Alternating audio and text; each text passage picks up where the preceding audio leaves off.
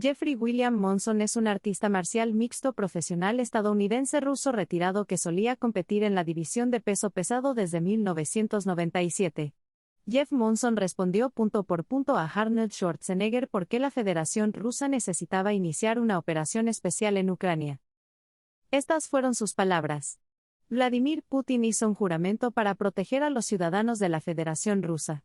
Y esto es exactamente lo que está haciendo el presidente ahora, proteger a los ciudadanos de Rusia de la amenaza de expansión de la OTAN y la inclusión de Ucrania en la alianza, una guerra de 8 años, durante la cual Ucrania bombardea a los habitantes de Donbass. Hay nacionalistas con esvásticas y también armas estadounidenses, de las cuales hay muchas en Ucrania. Todo esto es solo la punta del iceberg, por lo que se requirió la intervención rusa. Pero, al cubrir este tema en los medios occidentales, nadie habla de qué opción le quedaba a Rusia, concluyó Monson. So recently, Arnold Schwarzenegger put out a video directed at the people of Russia, saying, "Hey guys, I love you very much, I respect you, but you've been lied to by Vladimir Putin and by the Russian government, and that this war is a war of conquest for Vladimir Putin, and there's no reason for it." Well, Arnold, I want to respond to this.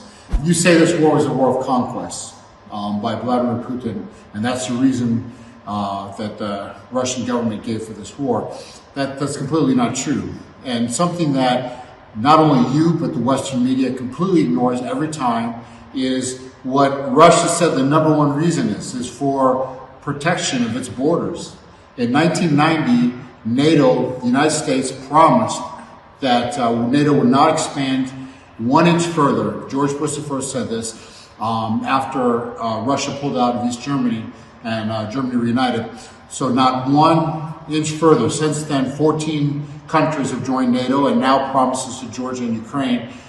So since 2008, Vladimir Putin has been saying, you can't go to Ukraine. NATO cannot go to Ukraine. Right on our border, it's our ex-republic. You cannot go to Ukraine. And this has been completely ignored.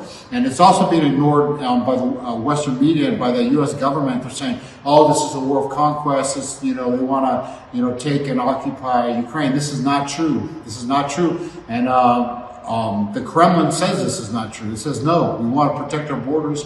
NATO is not welcome. We've said this many times. This is the narrative. This is the reason, one of the underlying reasons. But Arnold, in your video, you completely ignore this. And Mr. Putin and the Russian government have said, hey, this is very important to us. In fact, CIA Director Bill Burns in 2008 said, this is a red line that you cannot cross. We cannot cross in the United States. This is like the brightest, quote, the brightest of all red lines, meaning that we can't expand NATO to Ukraine because Russia will not allow for it. In 1962, Russia tried to put a base into Cuba, and the United States said no, put their foot in the sand, said you can't expand here, and we almost had a war over this. So it's almost World War III back in 1962. Arnold, you say that Russia started this war. In fact, you say Putin started this war. This war has been going on for 8 years. 8 years. In 2014, the Ukraine invaded Donbass. They invaded Donetsk and Lugansk and have been bombing them, targeting civilians for 8 long years. I've been there probably a dozen times myself and witnessed this with my own eyes, seen the bombs come over the hospitals, the airport, the schools. I went to the orphanage a couple times.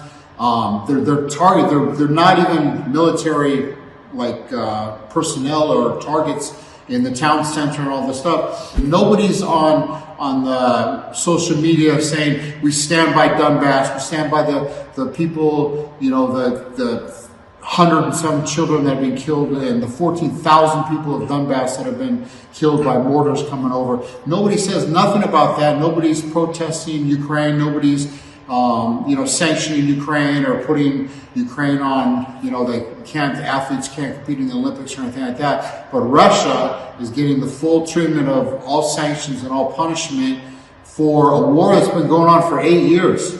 And also, Arnold, you say this war that Mr. Putin, claimed that there's Nazis there, and you say, oh, there's only a couple, and there's a lot of Nazis there. I know that your government has told you that this is a war to denazify Ukraine. Denazify Ukraine. This is not true. Ukraine is a country with a Jewish president, I might add, whose father's 3 brothers were all murdered by the Nazis. Not only do you see it on the videos, not only do you see it in the papers and on the pictures, but they're all over. They're paramilitary groups that are Zelensky pays. Yes, he's Jewish, but he still pays these not the guys. They're not skinheads. They're not American skinheads wannabes. These are like Nazis with Schwarzenegger, with like military equipment sent by the United States. This is just like a tip of the iceberg, really, for why Russia's having to intervene. And speaking of this, nobody ever talks about in the Western media, what is Russia to do? Russia's to blame. They're invaded Ukraine. They're killing innocent people. They made a war. Well, they didn't make a war. This war's been going on that Ukraine started 8 years ago. But what is Russia to do with NATO at its border, right? And threatening to move into Ukraine. Russia's already surrounded by 27 different countries with NATO, some with nuclear facilities, all of them with military bases. And now they're threatening, not only threatening, they're promising to go to Ukraine right at the border of Russia, an ex-republic. This is our red line. You cannot cross this.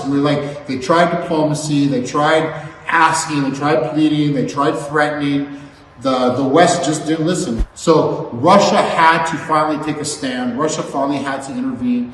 Russia finally had to say, you've crossed the red line with this NATO membership. You've crossed the red line, killing these people for 8 years in Donbass.